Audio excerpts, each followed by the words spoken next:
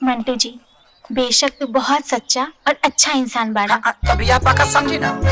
बड़ा जल्दी वक्त तोरा बियाह करेगी। ना मैंने कहा था नहीं कि कल 12 बजे मंदिर में आ जाइए।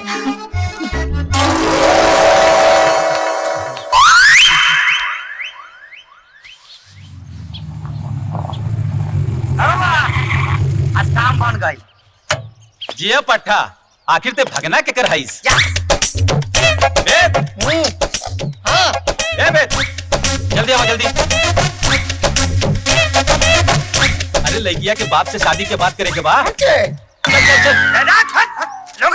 लोगे ने चाहे फाका है बोलो का। उकाल 12 बजे दिन में बोला ले बिया मंदिर पर। उकाल बताइए जे क्या करे के बा। लोगे उठा के शादी तय हुई।